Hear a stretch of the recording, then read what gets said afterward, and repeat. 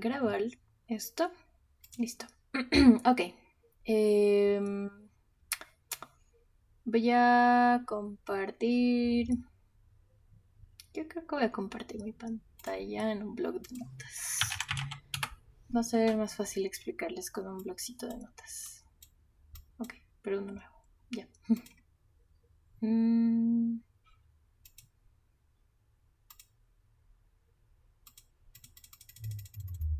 Ok. Ahora sí, compartimos pantalla. Listo.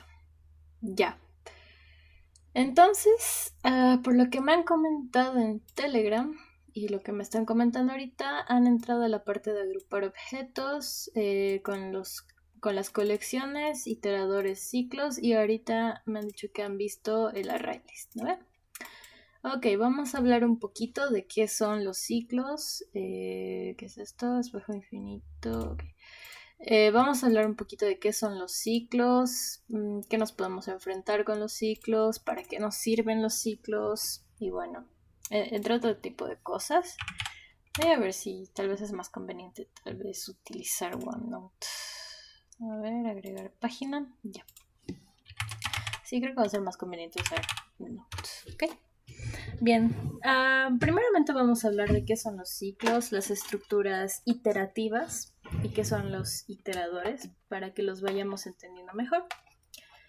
Con esto vamos a usar a alguien que ustedes ya conocen bastante bien, que es el string. Yo les había dicho que el string es una estructura, bueno, una pseudo clase, si le queremos llamar un pseudo objeto rarísimo de Java. Y es porque tiene sus propios métodos, tiene sus propias propiedades, si le quieren llamar. Y normalmente si ustedes ingresan a algún curso de programación o algo, va a haber una sección dedicada al manejo de strings. Porque, bueno, los strings finalmente van a ser bastante útiles para luego de ir manipulando información, si le queremos llamar. Hay muchas propiedades para las que utilizamos lo que es el string y es muy bueno saberlo, ¿ok? ¿Por qué no se les había introducido a estas cosas antes? Porque, bueno, necesitaban la cuestión de los ciclos, ¿ya? Entonces vamos a ver. Cuando nosotros hablamos de ciclo, normalmente entendemos como que algo parte de acá y vuelve al mismo lugar. Más o menos así se trata de un ciclo, ¿no ve? Vuelve y vuelve y vuelve. Eso es lo que normalmente entendemos con el concepto de ciclo. Ahora, en Java existen, o bueno, en todos los lenguajes de programación en realidad, existen dos tipos de estructuras que nos permiten hacer cosas repetidas veces, ¿ya? Porque estas son estructuras repetitivas, les vamos a llamar, ¿ok? La primera estructura repetitiva que nosotros tenemos es el for, ¿ok? ¿Qué peculiaridad tiene el for? El for tiene la peculiaridad de que cada que yo quiero repetir algo, le tengo que decir hasta cuándo quiero repetir. Pero tiene una diferencia en relación a la siguiente estructura repetitiva, que es el while. ¿Ok? Estas dos son las estructuras que más nos vamos a topar en nuestro día a día y muy probablemente más las vamos a utilizar todo el rato, ¿ya? Vamos a analizar el for.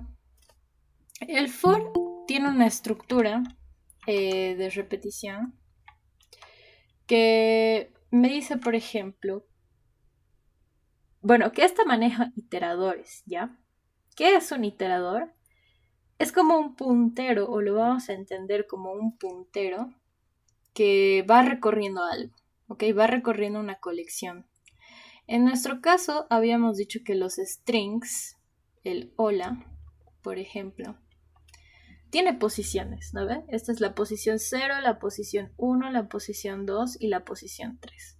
Cuando ustedes encuentran mayormente prácticas de ciclos, iteradores, todo lo que ustedes quieran, normalmente sucede que, por ejemplo, les dan una cadena y les piden que hagan algo con la cadena, que la volteen, que la traduzcan a otro idioma, que le cambien las letras, algo siempre. Esto se hace con fores o whiles, ¿ok? Eso vamos a ver ahorita cuál es la diferencia de ambos. Ambos me sirven para lo mismo, para hacer cosas repetidamente. Repiten varias veces la misma instrucción. Lo que va a variar es su modo de uso. Entonces habíamos dicho que el for utiliza iteradores, ¿ya? El for utiliza iteradores. El for no funciona si no tiene un iterador, ¿ya? El iterador lo estamos diciendo como una flechita que va a apuntar a algo, ¿ya? Este, por ejemplo, puede ser mi iterador i. Y yo le digo para i en la posición que yo quiera, por ejemplo. Vamos a comenzar i en la 0, ok. Para i en la posición 0, hasta que i llegue al final de mi cadena, lo voy a incrementar una vez y que vaya recorriendo mi cadena de uno en uno. Por ejemplo, si yo le digo en mi primera vuelta, le voy a decir que i es igual a 0. Entonces va a apuntar a la h. Si yo quisiera imprimir, esto me va a imprimir una h, por ejemplo. O me va a devolver un carácter h. Ahora, ¿qué más puedo hacer? En la siguiente vuelta yo le he dicho, al for le tengo que poner un inicio. Esto es importante, un inicio. Y también le tengo que poner un fin. Un fin. Sin estos dos, for no funciona, ¿ok? Sin un inicio ni un fin, el for no funciona. Ahorita vamos a ver bien el while. Entonces, sin un inicio y sin un fin, el for no funciona. Sí o sí necesito decirle de dónde a dónde voy a repetir o dónde voy a iniciar para repetir y dónde voy a terminar para repetir. Digamos que quiero repetir algo del 1 al 5, entonces le voy a dar de inicio el 1 y termino en el 5. Eso siempre, siempre, siempre se van a poner a la mente. El for sabe de dónde comienza y sabe de dónde va. ¿Por qué? Porque esa es su peculiaridad respecto al while. Ahora, asumamos que tengo mi cadena. Mi cadena tiene hasta la posición 3, pero tiene un tamaño de 4. Habíamos dicho que el tamaño sí se cuenta de 1, 2, 3 y 4, ¿no ve? La cadena, por ejemplo, si lo queremos relacionar con colecciones, es una colección de caracteres. Por lo tanto, yo puedo recorrer. Y les había dicho, se puede recorrer una cadena. Entonces, mi iterador va desde la posición 0 hasta la posición 3. Y una vez que llegue a la posición 3, ya no repito y ya he recorrido toda mi cadena. Ahora, el for tiene una sintaxis bastante interesante. Es un for int mi iterador. Bueno, ahorita lo voy a arreglar. Int i igual a 0 con i menor a n, digamos, y más. Así se programa en Java. Ok, y acá va tu bloque de instrucciones. Instrucción. Y aquí termina tu for. Ok. ¿Qué es lo peculiar del for? Nuevamente, tiene un inicio y un fin. Vamos a revisar la sintaxis del for en Java.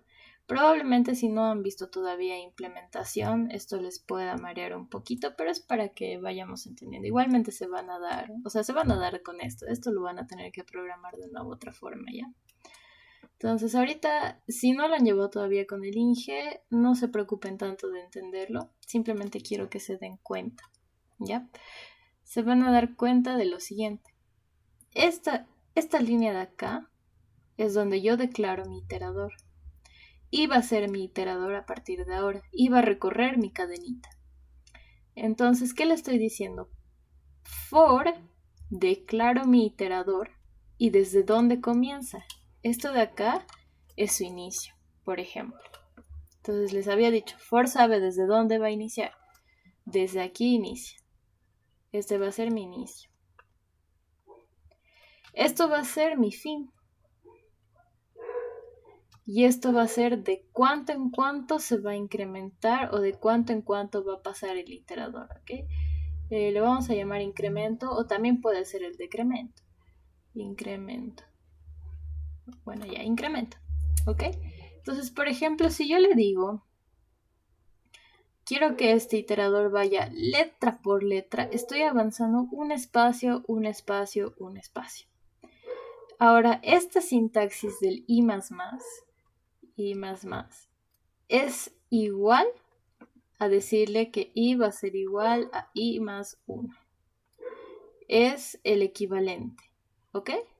Esta sintaxis apréndansela de memoria, porque el i más, el más, lo que ustedes quieran, el menos incluso, va a ser muy importante a la hora de programar. Lo van a utilizar todo el rato.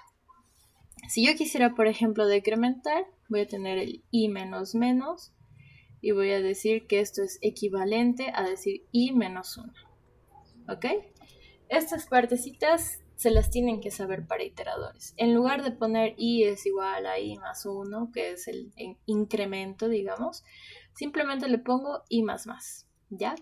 En caso de que quiera ir de a 2, de a 3, de a tal, ahí sí va a ser más necesario poner i es igual a i más 3. Esto, si quieren llamarlo, va a ser como la última línea que se va a ejecutar, ¿ya? Esto es la última instrucción que vas a hacer antes de repetir tu ciclo. Es por eso que es importante saberlo, ¿ok?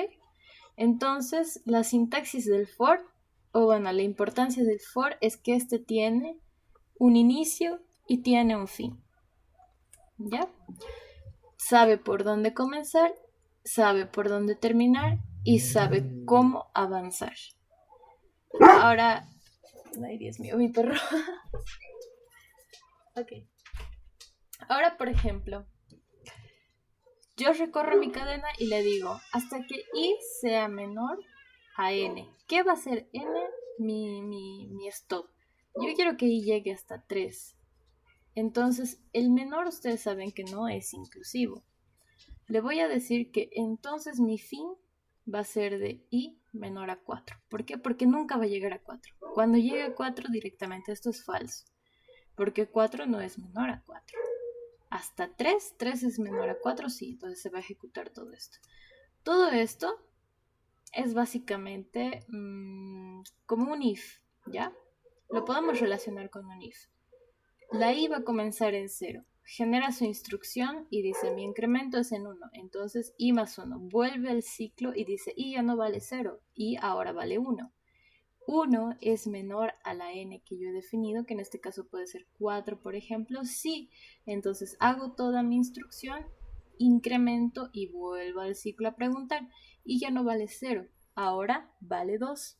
¿Y es menor a mi n? ¿2 es menor a 4? Sí, entonces continúo haciendo toda mi instrucción. Es de esta forma que opera el for, por ejemplo. Lo más sencillo cuando uno está iniciando en programación, por ejemplo, en nuestro caso es mala práctica imprimir los resultados porque los resultados jamás se imprimen, ¿ok? Se retornan. En algunas cosas como la programación competitiva sí es necesario que se impriman los resultados, pero es por el tipo de lectura. Pero en el momento de programar algo funcional, por ejemplo, cuando nosotros estamos haciendo interacción de objetos y yo hago un getter de un atributo, no me sirve imprimirlo porque la impresión, o sea, el sistema out de Java no me devuelve un objeto, simplemente me está devolviendo una cadena que no me sirve de nada. Si yo quiero que me devuelva un objeto, por ejemplo, en ese caso es cuando tengo que utilizar el return, ¿ok? Siempre vamos a retornar todos los valores, pero normalmente lo que se hace al inicio cuando te enseñan con impresión y tal, es que te piden, por ejemplo, imprime la tabla de multiplicar del 2. Esto yo lo tengo que hacer sí o sí con un bucle y normalmente se utiliza el for. ¿Por qué? Porque voy a repetir toda la tabla del 0 al 9 y voy a multiplicar 2 por cada uno de esos números y me va a dar un resultado. Entonces he impreso toda la tabla. En nuestro caso, por ejemplo, vamos a fusionar eso para hacer un ejercicio en un rato y vamos a implementar un poquito del for, ¿ya? Estaría interesante implementarlo, de hecho. Aunque sí vamos a hacer la lógica de eso antes de implementarlo. Coméntenme si han hecho la implementación con el ingeniero, por favor. O sea, si han programado alguito o solamente teoría nomás hasta hoy. Si han programado alguito, les puedo dar programación, pero en caso de que no, tampoco les quiero marear con eso. Entonces me comenten si han hecho algo de programación o no, por fin. Ahora sí. Entonces esta es la peculiaridad del for. cualidades, tiene un inicio y tiene un fin. Sí o sí sabe cuál es su inicio y cuál es su fin, y además sabe de cuánto en cuánto va a iterar el iterador. Y nuevamente el iterador es como una flechita que tiene un valor y que va apuntando generalmente a una colección. Si no apunta a una colección, entonces es algo que me está contando cuántas veces he hecho mi ciclo. ¿Ok? Ese es un iterador. ¿Cuántas veces estás haciendo tu ciclo? O dónde está apuntando el iterador. ¿Ya? Lo podemos entender como esos dos conceptos. Ok, ahora vamos a analizar un poquito lo que es el while. Vamos a analizar el while. Aquí era 3. Okay. Ahora sí vamos a analizar lo que es la estructura while. La estructura while es bastante similar al for. Y ustedes dirán, pero ¿por qué no se usa el for, por ejemplo? ¿O por qué se usa el while en lugar del for? ¿O cuál es su diferencia? ¿O por qué existe el while directamente? ¿Por qué no solo me quedo con el for? Porque este también tiene algunas diferencias respecto al for y sus usos también son distintos. Sabemos que, por ejemplo, para iterar o para repetir varias veces, en el for necesito el inicio y el fin. En cambio, en el while, yo puedo iniciar de donde quiera, pero le voy a dar una condición. Y hasta que esa condición sea falsa, el while va a seguir y va a seguir y va a seguir repitiendo. Entonces, ¿cuál sería su estructura? While, condición,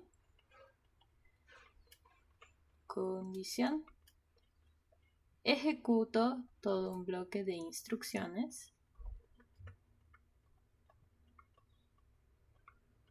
y termino mi bloque de instrucciones. Es mucho más sencillo que el for, pero tiene sus ventajas y tiene sus desventajas. Aquí el while va a comenzar siempre y cuando la condición sea verdadera. Esto sí o sí tiene que ser true. Por lo tanto, el valor que yo le mande aquí tiene que ser, siempre me tiene que devolver un booleano. ¿Cómo habíamos dicho que puede devolver un booleano?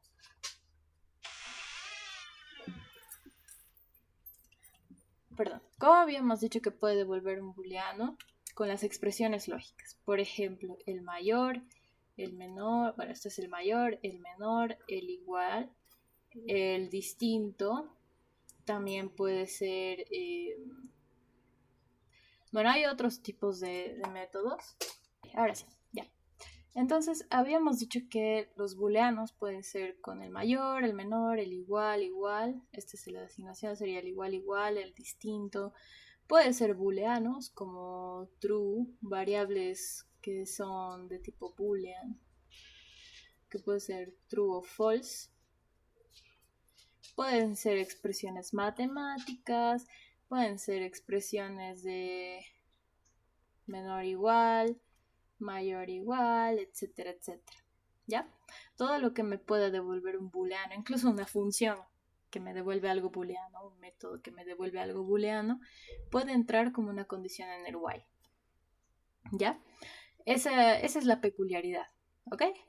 El while trabaja con una condición que puede ser, bueno, debe ser booleana, o true o false. ¿Cuándo se va a detener? Cuando la condición sea falsa. Una vez que la condición sea falsa, ya no ejecuta el bloque de instrucciones. Por ejemplo, le podemos decir, yo tengo un número n, que n digamos que es igual a 10. Y quiero decirle cuántas veces puedo reducir n de a 2. Por ejemplo, le resto, ¿cuántas veces le puedo restar 2, digamos? Entonces le digo, mientras, el while en inglés es mientras n sea mayor a 0 o mayor o igual a 0, por ejemplo, mi condición podría ser la siguiente. Ay, Dios mío, bueno, déjame aquí. Mientras mi n sea mayor o igual a 0, quiero que reduzcas n a 2. Entonces n va a ser igual a n menos 2. Y yo puedo decir, puedo tener un contador aquí, una variable int contador, que la voy a iniciar en 0. Y le digo al contador, aumentale 1. Y me va a decir cuántas veces he podido reducir el número n de a 2, ¿ok? Entonces vamos a analizar. N comienza con 10. Meto, primero digo int cont igual a 0. Mientras n sea mayor o igual a 0, n es mayor o igual a 0, n es igual a 10, sí, 10 es mayor o igual a 0. Efectivamente, entonces entro a mi bloque de condiciones y le digo 10, bueno, n va a ser igual a n menos 2, es decir, 10 menos 2, que es 8. Mi contador aumenta en 1, entonces mi contador vale 1. Vuelvo acá. Ahora n ya no era 10, ahora n es igual a 8. ¿Por qué? Porque le he reducido 2. Y dice n es mayor o igual a 0. ¿Cuánto vale n? N vale 8. 8 es mayor o igual a 0. Sí, es verdad. Entonces entro nuevamente, ejecuto y digo n es igual a n menos 2. N menos 2, entonces va a ser n igual a 6. Y mi contador aquí mi contador vale 1. Aquí mi contador ya va a valer 2. Ya he contado, he hecho el cont más. Y vuelvo. 6 es mayor o igual a 0, sí. Entonces lo reduzco. N va a ser igual a 4 y mi contador va a ser igual a 3. Nuevamente vuelvo. N es mayor o igual a 0, sí. Porque 4 es mayor o igual a 0. Lo reduzco y le digo n es igual a 2. Mi contador va a ser igual a 4. Vuelvo a preguntar. 2 es mayor o igual a 0. Sí, es mayor o igual a 0. Entonces lo corto. Esto ya no debería ser igual. Esto debería ser solamente mayor. Ahí está. Ya. Entonces n es mayor a 0. Sí. Bueno, 2 es mayor a 0. Sí. Entonces n va a ser igual a n menos 2. N va a ser igual a 0. Y aquí mi contador ya es 5. Digo, 0 es mayor a 0. No, eso es falso. Entonces ya no ejecuto todo esto, termino. ¿Y cuánto ha sido mi contador? 5. Entonces se puede reducir 5 veces 10 de a 2. Para ese tipo de ejercicios o ese tipo de cositas puede servir el while. Pero esa es la lógica que maneja. ¿Ok? No sé si hasta aquí tienen alguna duda respecto al for y respecto al while, porque son las dos estructuras más importantes repetitivas. Así que los escucho.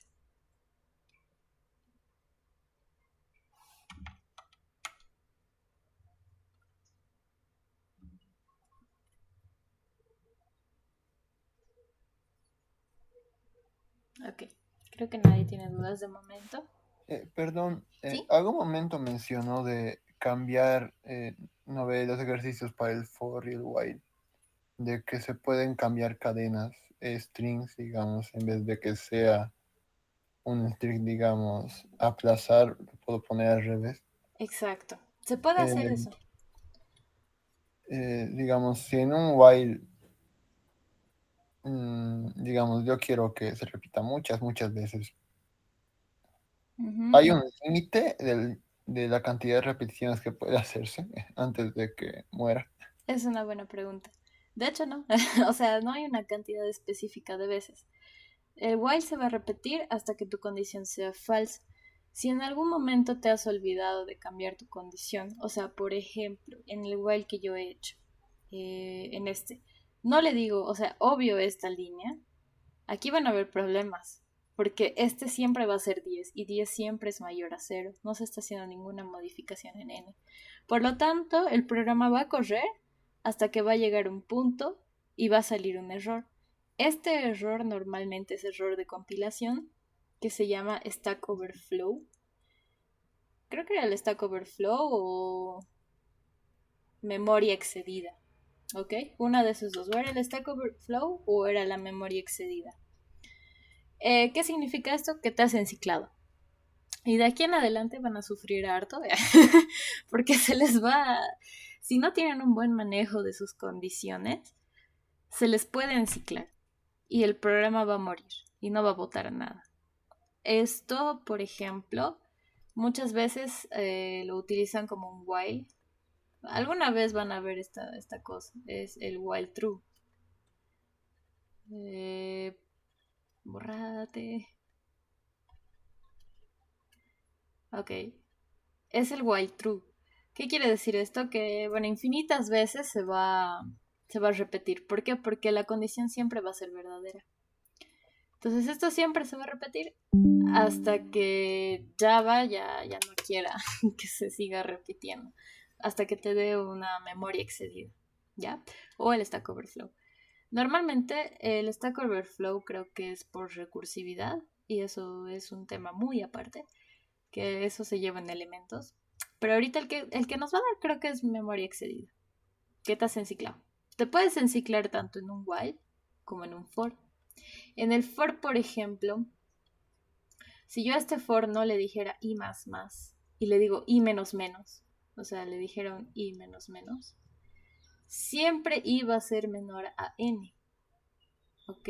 I va a valer 0 en mi siguiente ronda, i va a valer menos 1, en mi siguiente ronda i va a valer menos 2 y n es un número positivo. Entonces, esto también se puede enciclar. Dependiendo cómo manejen sus condiciones, sus incrementos, su fin y su inicio en el for y su condición en el while, pueden entrar a una enciclación o no. Lo correcto es que no, obviamente. Y sí puede suceder. De hecho, a mí me ha sucedido muchas veces cuando he practicado y al inicio es bastante frustrante, pero luego te acostumbras y ya sabes identificar tus errores súper rápido. Entonces, eso puede pasar. Ahora, en el ejercicio de, por ejemplo, voltear cadenas, ¿no ve? O que yo quiero concatenar una cantidad, podemos hacer un concatenar, ¿no ve?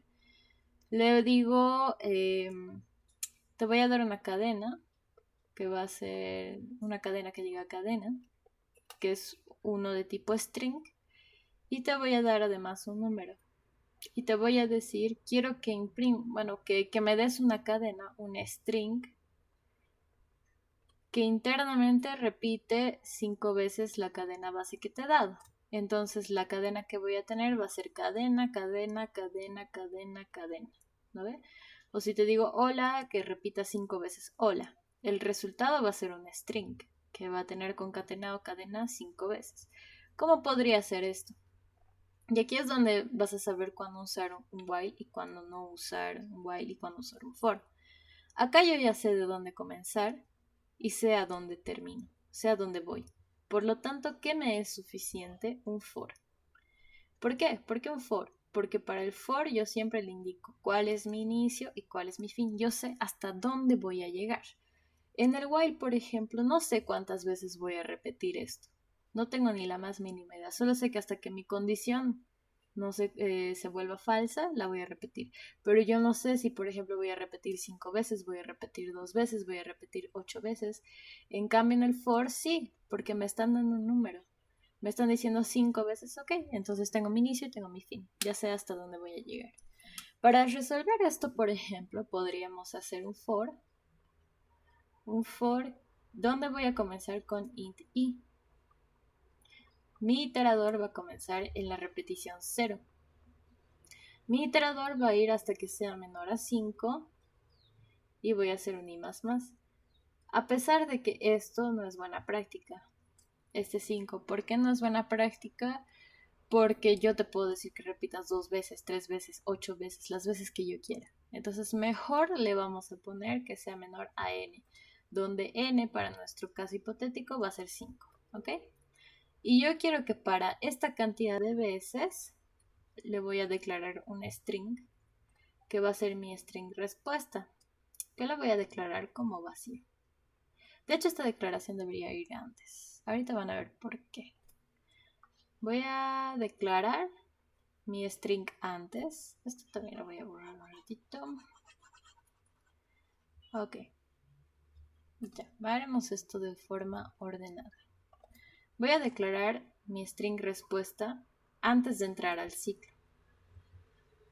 Ahorita vamos a ver por qué. Ok, lo declaro como un string vacío. Además voy a recibir un int n. Ok.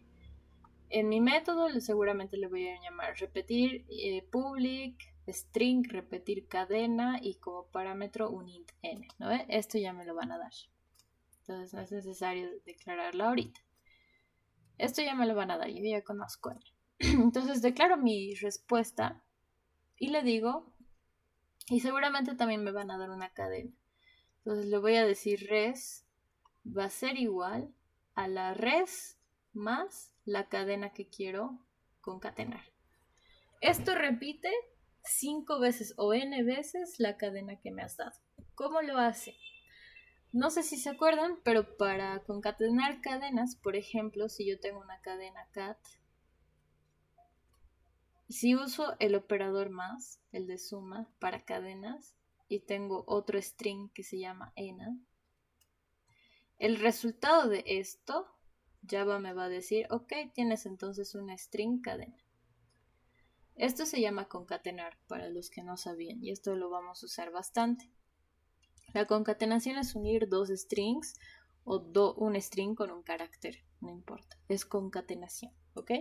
Lo que estoy aquí haciendo acá es decirle a la cadena que me han pasado previamente en el método, que vamos a escribir acá el método para que no haya confusiones, que va a ser un public string,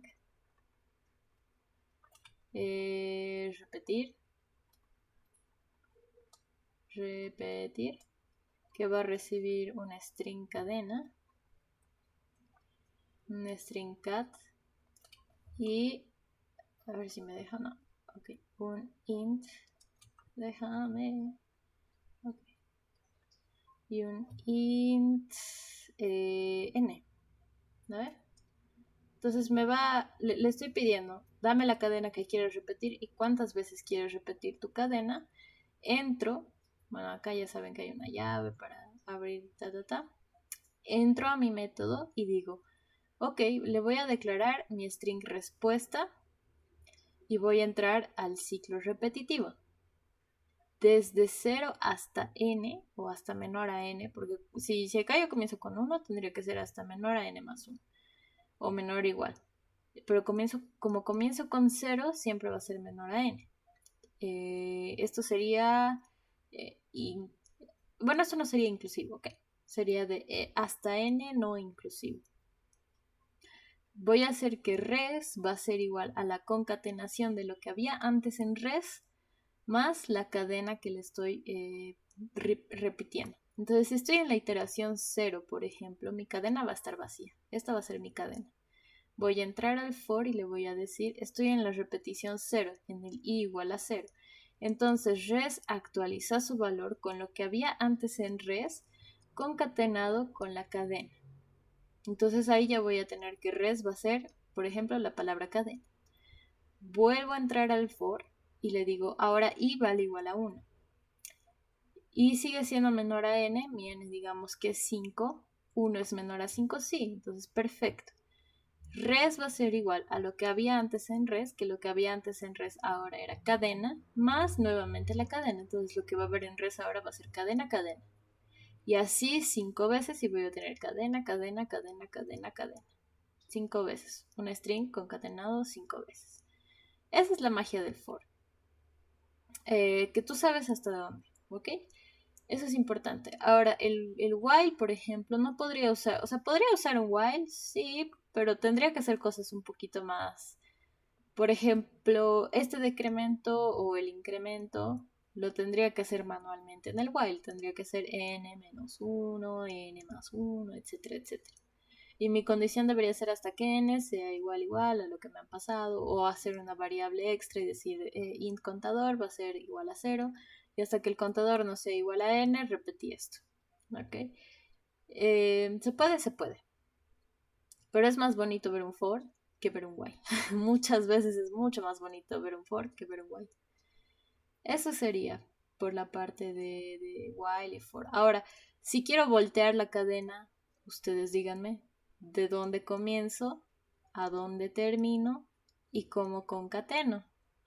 Debería comenzar desde la última posición de mi cadena y voy decrementando mi puntero. Voy decrementando aquí, aquí, aquí, aquí, y cada que voy decrementando añado el carácter al que estoy apuntando. Les había dicho que para las cadenas, por ejemplo, si yo tengo un string cat, que va a ser igual a hola, ¿ok? Le digo que cat.charadd El char ahora va a ser su mejor amigo en las cadenas. Aquí adentro del char le voy a pasar el puntero. Digamos que es i. Mi i va a ir cambiando en todo mi ciclo, ¿no? I va a valer 0, luego i va a valer 1, luego i va a valer 2. ¿Qué le estoy diciendo? La cadena en el carácter en la posición 0, en la posición 1, en la posición 2, etcétera, etcétera, etcétera.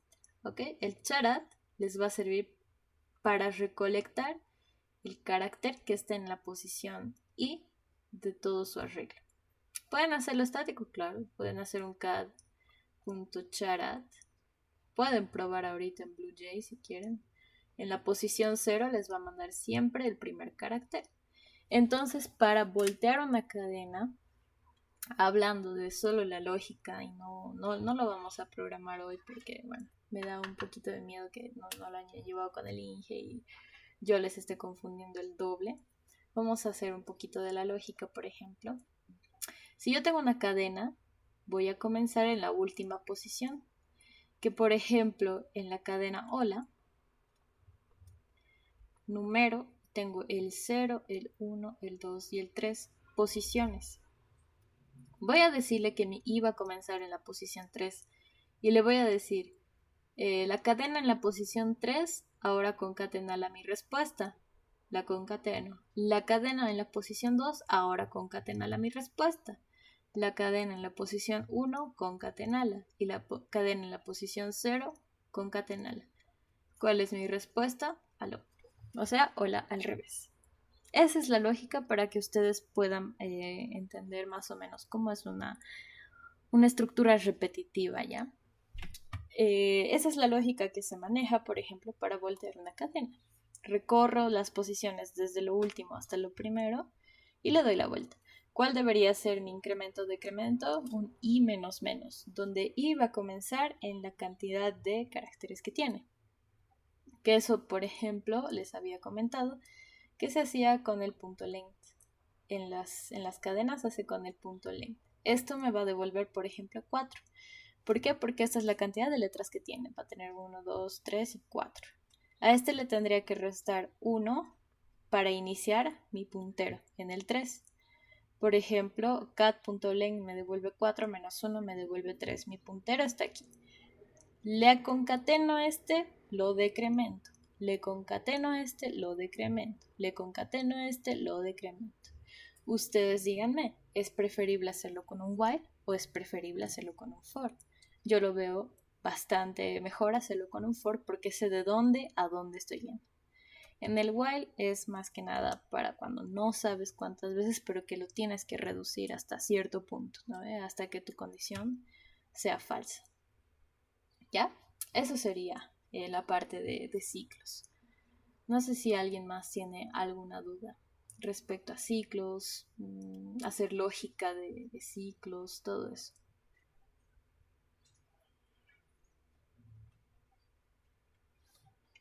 Vamos a ir a editar Meet. ¿Hay alguna duda? ¿Alguien tal vez no ha entendido cuándo usar un for o un while? O tal vez no han entendido bien qué es una estructura repetitiva.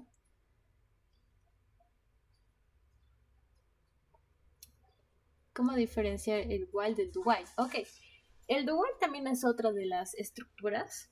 Es también utilizada. Pero ¿cuál es la diferencia del do while? Esto es bastante interesante. Ahorita no he querido tocar el tema del do while, pero también es importante saberlo. Ok, vamos a hacer esto. Esto lo voy a hacer acá. Okay. Mejoraré aquí porque hasta que Juan le dé más espacio. Ok, entonces hemos dicho que tengo un while, ¿eh? El while siempre se va a ejecutar, bueno, con una condición.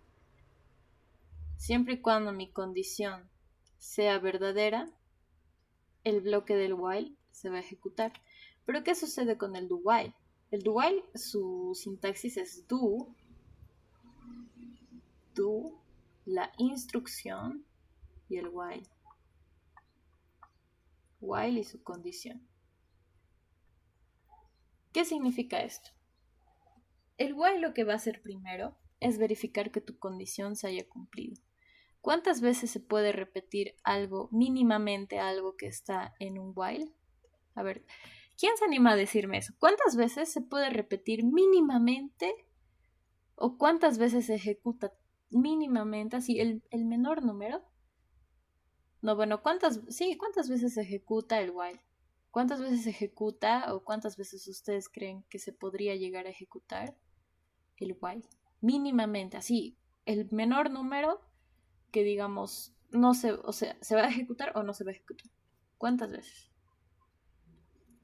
Si tengo que verificar una condición que sea verdadera o falsa, ¿hay posibilidad de que no se ejecute las instrucciones que tengo del while? Mejor responden eso. Si tengo una condición, ejecuto un bloque while, ¿hay posibilidad de que se ejecute o no? ¿Se va a ejecutar siempre? A ver si alguien se anima. ¿Hay un sí o un no? ¿Se va a ejecutar siempre un while?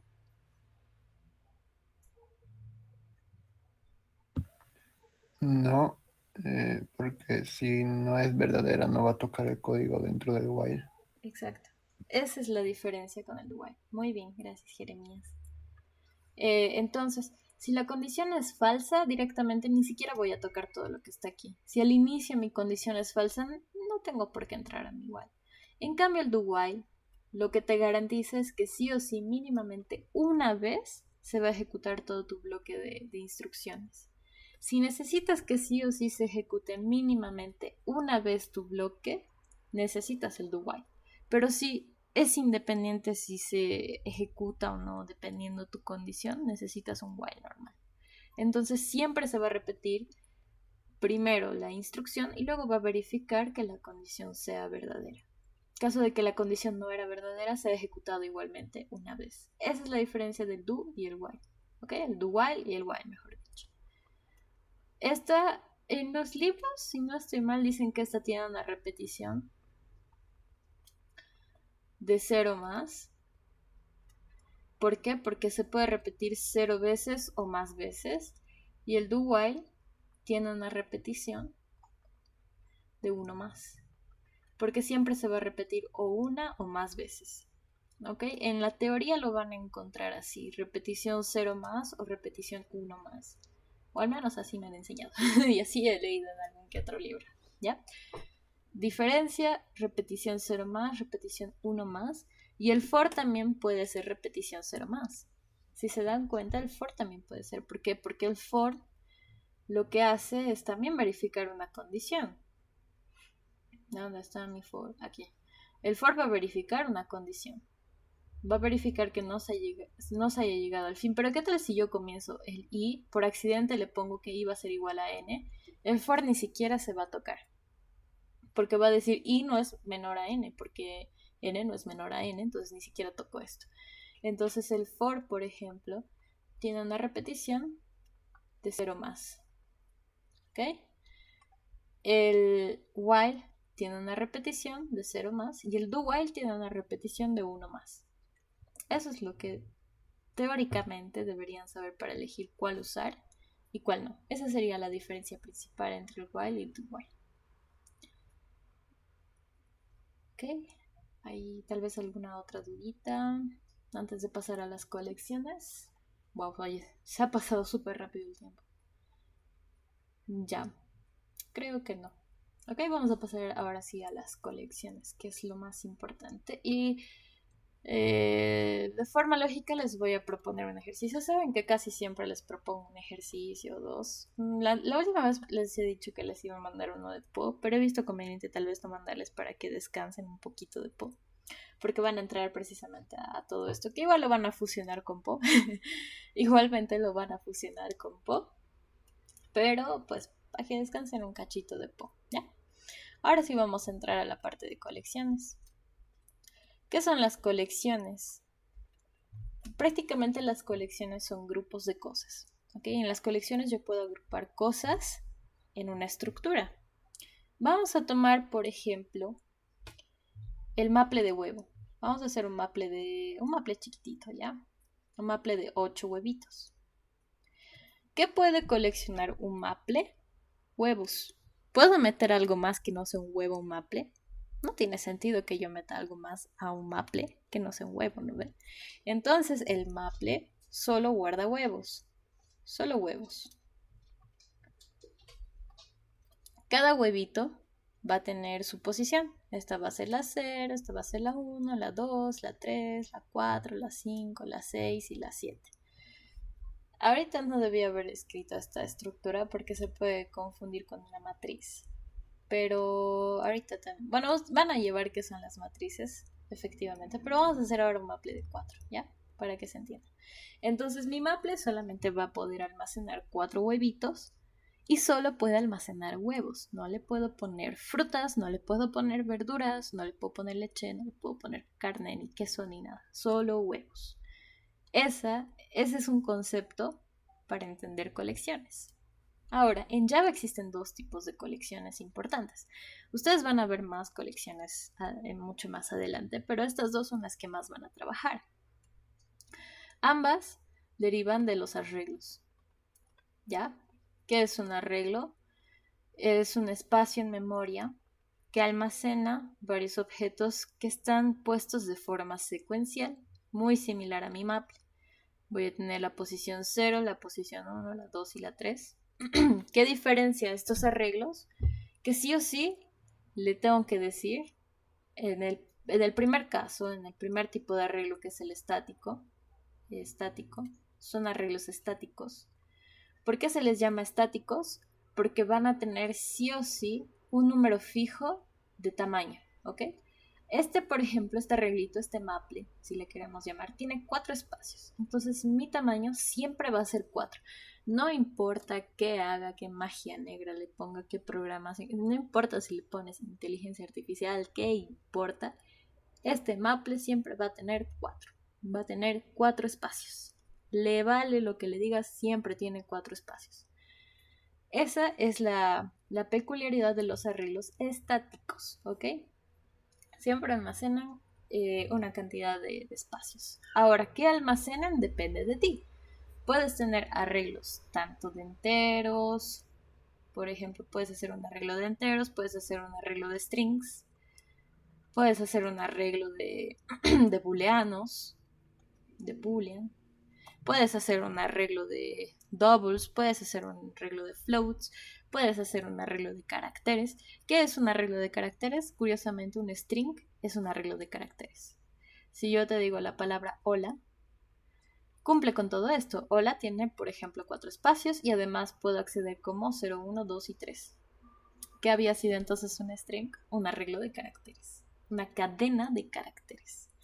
Pero los arreglos normalmente están diseñados para recibir ya sea enteros, strings, booleanos, flotantes, todo lo que quieras, bytes incluso.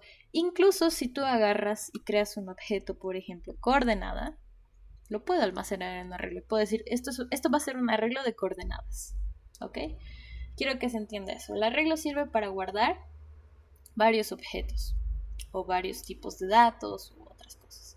Por eso nuevamente tómenlo como un maple. El maple solo almacena huevos. Además que el maple, por ejemplo, siempre va a tener 12 espacios o 8 espacios o 4 espacios en este ejemplo, por ejemplo, de mi humilde maple. Solo guarda para 4 espacios, para 4 huevitos. Entonces el estático no se amplía. No puedo agarrar un maple y ampliarlo y decirle, ahora vas a tener 5 espacios. No, no ve. Tendría que volver a fabricarlo para que tenga más espacios. Ese es el estático. Ahora, ¿qué es lo bonito de Java? Java internamente también tiene otro tipo de arreglos que te hace la vida un poquito más sencilla. En algunos casos, en otros casos no. Porque también, al igual que los ciclos, puedo tener varios, digamos, pero tienes que saber cuándo utilizar cuál. Entonces, el siguiente tipo de arreglos son los dinámicos. Los dinámicos en programación son arreglos que pueden cambiar de tamaño. Lo que no pueden cambiar es de almacenamiento, ¿no ve? O sea, un maple, digamos que este es un super maple que se despliega y cada que le digo aumentar espacio se despliegan otros espacios, ¿no ve? Y puedo poner más huevitos y tal. Supongamos que este es un maple de cartón y este es un super maple, uno de metal, digamos. Entonces este maple, asumamos que yo No le digo, no le voy a decir cuántos espacios, pero asumamos que he ocupado tres espacios, ¿no ve? Y luego de un rato digo, no, pero quiero añadir este más. Ok, mi arreglo va a decir, ya te lo voy a crear aquí un espacio y le voy a agregar tu siguiente. Pero quiero agregar un hito más, no, como gustes. Aquí está tu espacio. Pero quiero agregar otros dos más. No pasa absolutamente nada. Esa es la diferencia de un arreglo estático con un arreglo dinámico. El dinámico crece en tamaño, puede crecer lo que quiera. Es mucho más pesado internamente, sí, pero de momento en intro a la program no importa mucho qué tanto espacio estés utilizando. Cuando sí van a necesitar hacer algo eficaz, rápido y de poco espacio, va a ser en elementos. Pero ustedes preocúpense primero por pasar introducción a la programación. Sin intro no pasan elementos, así que preocúpense por intro, ¿ya? En intro no importa. Entonces, si ustedes lo ven más conveniente, usen un dinámico, o si lo ven más conveniente, usen un estático. De igual forma, como les digo, tiene sus ventajas y desventajas. Para el dinámico, nosotros vamos a conocer a la estructura del ArrayList. ¿Ok? El ArrayList en Java va a tener una peculiaridad, y es que no se va a declarar como otro tipo de objetos. Este es un objeto de una librería, de la librería de los ArrayList. Muy similar a cuando importaban otras librerías. Bueno, creo que ustedes nunca han importado. Van a aprender a importar librerías, ¿ok? El MAT, por ejemplo, es una librería que ofrece funciones matemáticas avanzadas. ¿Qué puedo hacer con el MAT? Puedo llamar sus métodos, ¿no? El ArrayList, a comparación del MAT, no está implementado en Java, por lo tanto lo tengo que importar. ¿Cómo lo voy a importar? Ahorita vamos a ver eso. Pero igualmente el ArrayList va a ser un objeto especial al que le voy a decir qué tipo de dato va a almacenar en esta parte. Pero ¿qué pasa? Los int y los boolean, por ejemplo, son, si quieren llamarlo, esto no es correcto, pero si quieren llamarlo, son subtipos de supertipos más grandes. El objeto que almacena un int en programación es un integer. El objeto que almacena un booleano con b chiquita es un booleano con b grande.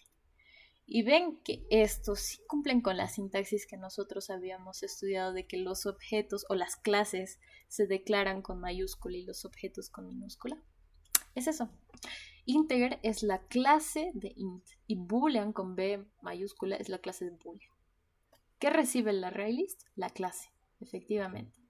Si yo quiero hacer un arreglo dinámico de enteros, no le voy a poner acá un int. Le tengo que poner su clase mayor, que es el integer. El string, por ejemplo, no tiene problemas porque el string ya está con mayúscula. Entonces el string ya es la clase padre, si le quieren llamar de los strings. El char, por ejemplo, el char así bonito, su superclase o su clase grandota o su clase de este objeto es el carácter. Si yo quiero hacer un arreglo dinámico de caracteres, no tengo que declararlo como char, tengo que declararlo como carácter. Esa es la diferencia del ArrayList. En el arreglo normal, bueno, el arreglo en Java es un pseudo objeto rarísimo, que por ejemplo siempre lo voy a declarar con un corchetito.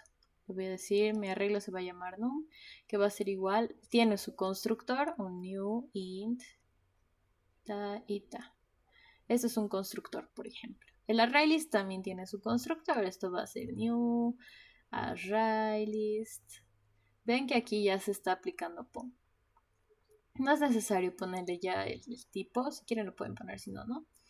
Pero ven que esto es POM, o sea, todo está hecho a base de clases. Por eso es importante también que entiendan POM, para que entiendan qué están declarando, por ejemplo.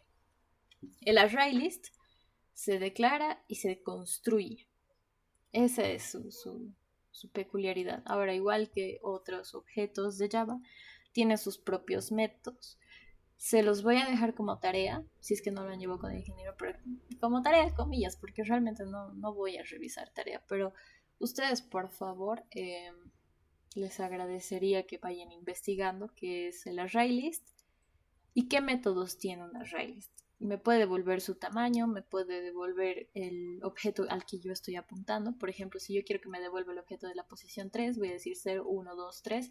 Ok, me va a devolver el 0, 1, 2, 3. Ok, me va a devolver este. Por ejemplo, el de la posición 3 va a ser el 3 y me tiene que devolver este. Es igual al charat de los arreglos, sí. O que es de los strings.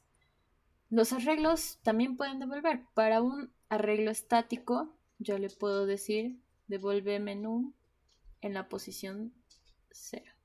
Solo con los corchetitos ya le estoy diciendo qué posiciones. Y esto me va a devolver el 0, por ejemplo. En el ArrayList también tiene su método. Quiero que investiguen los métodos del ArrayList. ¿Qué métodos son útiles? Y ustedes vean para qué pueden ser útiles. Intenten relacionarlo. Ahora, una colección, ¿de qué es importante? Para almacenar varios datos. Por ejemplo, si yo tengo una colección de notas, tengo notas de 5, de 10, de 15 y están ordenados del 0 al n, me sirve tener una colección porque en una sola variable voy a tener muchos datos. Utilidad de las colecciones. En lugar de tener n variables, ¿no? Que cada variable tenga un nombre respectivo y que cada nombre me devuelva algo, ¿no? ¿Para qué? Mejor tengo una colección de las notas, que son enteros, digamos. ¿Ok? Esa es una utilidad de las colecciones. No sé si aquí, con lo que les explicó más lo del ingeniero, tienen alguna duda respecto a los arreglos dinámicos, a los arreglos estáticos.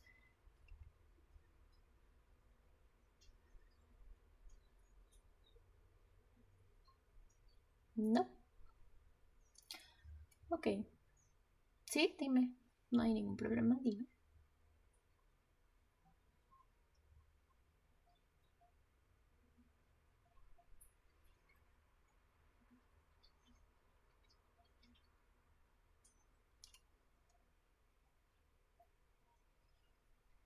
¿Lo dejará grabado otra vez en YouTube? Sí, sí, lo voy a grabar, no se preocupe. Bueno, sí, de hecho está grabando ahorita, a menos que haya sucedido una tragedia y no esté grabando. No, está grabando. Sí, sí, no te preocupes. Van a poder repasar, eso también es la idea de los virtuales, ¿no? Que puedan repasar varias veces. Sí me gustaría hacer presenciales para poder verles y decirles, ¿has aprendido? Pero las virtuales, mientras las tengamos, repásenlas, ¿ok? Ya. Entonces esa es la cuestión. Estáticos y dinámicos, ya. Esos son los arreglos, los dos tipos de arreglos importantes. Ahora, ¿cómo combino los arreglos con los ciclos? Con los iteradores. Los arreglos, como les he dicho, pueden ingresar a una posición y te van a devolver el objeto que está en esa posición. Para el ArrayList existe un método. Investiguen el método. El getter, si quieren llamarle, de los ArrayList. O sea, ¿qué método me permite ingresar a la posición y que me devuelva el objeto que está almacenando? ¿Ya? El ArrayList siempre maneja a nivel de objeto. ¿Ya? A pesar de que también acá, por ejemplo, si yo quiero hacer un string, siempre lo voy a declarar de esta forma. String, arreglo, vamos a llamarle cadenas, cats, va a ser igual a un new string cadenita. ¿Ok? ¿Cuál es la diferencia? Que a este le tengo que decir su tamaño. Ahora, el tamaño siempre se va a poner acá. Por ejemplo, le voy a decir que va a tener un tamaño de 5. Acá debía haberle puesto un tamaño de 2, por ejemplo, para que tenga un true y un false, digamos. Acá un tamaño de 5. Luego, si tengo otro, le puedo decir un tamaño de 10, digamos. Y siempre va a mantener el tamaño. En cambio, en el ArrayList no le tengo que declarar el tamaño. Sí se puede, pero no está hecho para eso, ¿no? El ArrayList no está hecho para tener un tamaño. Ahora, ¿qué sucede internamente con el ArrayList? Esto es muy interesante y se los voy a comentar. Internamente el ArrayList en realidad son arreglos estáticos. Es esto. Un ArrayList en realidad es un arreglo estático. ¿Qué hace? Que inicialmente cuando tú creas el ArrayList se van a crear 10 espacios, ¿ok? En memoria se van a crear 10 espacios disponibles, o sea, un arreglo estático de tamaño de 10. Tú vas almacenando, obviamente el ArrayList no te va a decir que tiene tamaño 10, te va a decir que tiene tamaño 1, tamaño 2, tamaño 3, hasta que llegues al 10. Una vez tú ingresas el 11º objeto, el ArrayList no se va a quejar, no te va a decir ya se excedió mi memoria, nada. El ArrayList te va a decir, perfecto, ¿quieres aumentar espacio? Internamente voy a agarrar, voy a declarar otro arreglo estático de tamaño 20 y para ti solamente tengo 11 espacios y voy a almacenar tu 11º en la posición 11ª. internamente tengo 20 espacios, pero para vos tengo 11. Y eso te lo va a automatizar. O sea, no vas a tener que hacer nada. Es por eso que el ArrayList se considera un arreglo dinámico. En otros lenguajes como Python, los arreglos ya son dinámicos. O sea, no existen estáticos y dinámicos, son dinámicos. No me acuerdo si en Python eran solo dinámicos o también habían estáticos, pero creo que en Python sí son todos dinámicos. No le tienes que declarar el tamaño y solo le tienes que decir en qué posición vas a añadir qué. Nada más. En Java sí le tienes que declarar el tamaño si es un estático y si es un dinámico, importar el ArrayList y comenzar. Ahora, ¿cómo se importa un ArrayList? Vamos a venir acá y vamos a crear, por ejemplo, una nueva clase que le vamos a llamar Previta. Y vamos a ver cómo se declara y cómo se declara y cómo se importa un ArrayList. Esto así, ok, ya perfecto. Entonces vamos a tener, por ejemplo, si yo quiero un atributo privado, le voy a decir quiero un ArrayList que me almacene integers, ok, integers, porque quiero un ArrayList de enteros. Este es un ArrayList, ok. Y a mi ArrayList le voy a llamar números.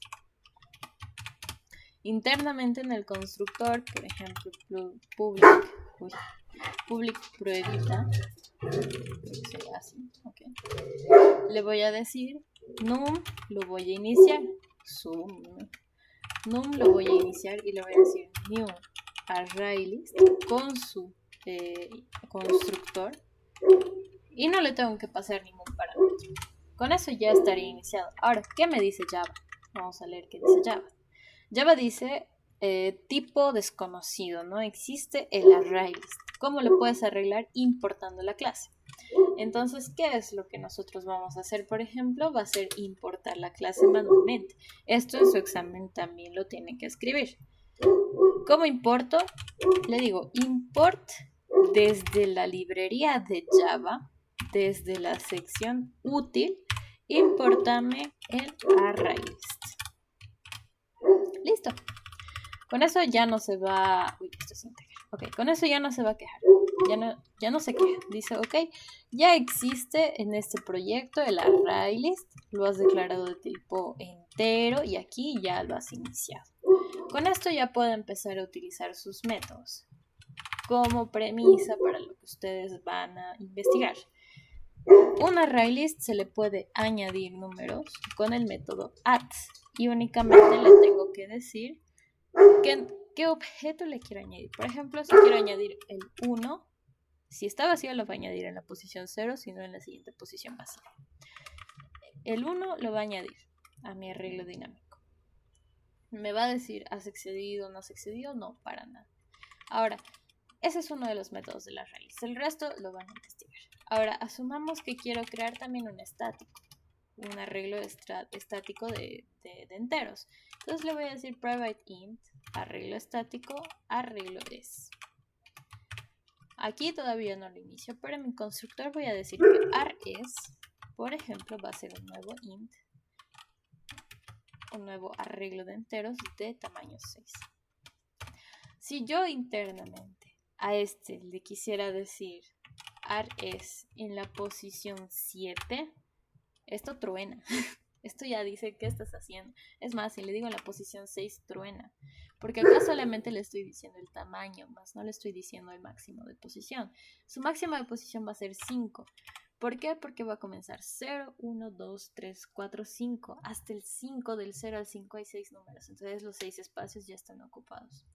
Si le digo 6, me va a decir, esto no existe, esta posición no existe. ¿Y cuál es el error asociado? El index out of bounds. Si le sale index out of bounds en el error de compilación, es porque ustedes están apuntando a donde no existe en un arreglo estático o en un arreglo dinámico. Si no existe la posición 11 porque solo tengo 10 objetos, obviamente Java me va a reñir y me va a decir alto. Estos perros me va a decir alto. No está bien lo que estás haciendo porque yo solo almaceno 10 espacios. No estoy almacenando más. Entonces no tiene coherencia que me pidas el espacio 11. ¿Se entiende? No sé, acá ya me está chillando. Not a state. Bueno, esto no, en realidad no va a chillar aquí. ¿ok? Pero se entiende, ¿verdad? Eso es lo que estoy haciendo, acceder a posiciones que ni siquiera existen. Me va a dar un error. ¿Cuál es el error? Index out of bounds. De ahora en adelante acostúmbrense a leer sus errores, porque son los que les van a dar la información de qué está sucediendo en su código. Ya apréndanse los errores asociados. Por ejemplo, les había dicho, Sensiclan les va a decir que ha pasado un exceso de memoria o el Stack Overflow. Y en el caso de que ustedes apunten a una posición que no existe en un arreglo, les va a decir index out of bounds. ¿Ok? Aprendan a leer errores. Consejo de vida, aprendan a leer errores. ¿Ya? Esos son los dos métodos para declarar arreglos y esos son los dos arreglos que existen. Ahora sí, antes de terminar la clase, que bueno, hemos comido toda la hora, les quería proponer este ejercicio porque pensé que ya habían programado. Pero de todas formas quisiera que vayan pensando en la lógica, no que lo programen, sino solo en la lógica, ¿ok? Bien, vamos a leer el ejercicio y dice, la ciudad de Hollow Nest está dividida en muchas zonas. Una de ellas es conocida por su gran tranvía que funciona solamente la mitad del día. El tranvía de Greenpath, que es la zona de Hollow Nest, funciona solamente desde las 8 horas hasta las 13 horas del día. Este tiene una peculiaridad. En ese tramo hace entre 3 a 14 paradas, dependiendo del día, la cantidad de personas, etcétera, etcétera. ¿Ok? En las paradas que son múltiplos de 2, siempre se baja la tercera parte de la cantidad total de personas que había y se suben 6 personas. En las paradas múltiplos de 3, se suben 5 personas y se baja la mitad. Bueno, en realidad esto es al revés, ¿no? Primero se baja la mitad y luego suben 5.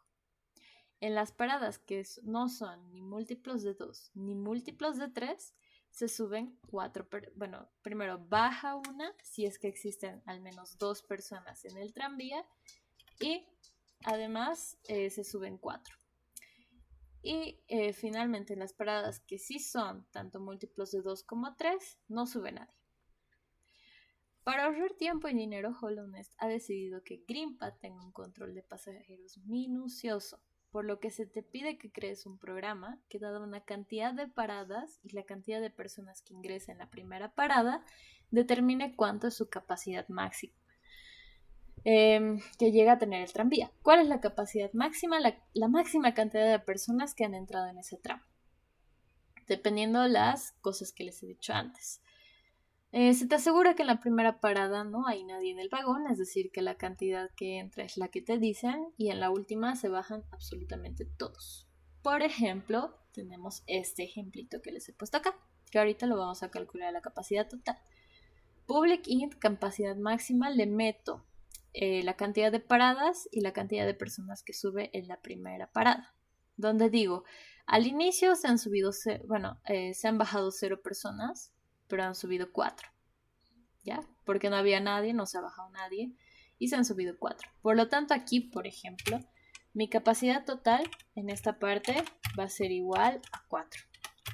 Ahorita mi total de personas, mejor le vamos a poner. Mi total de pasajeros es 4.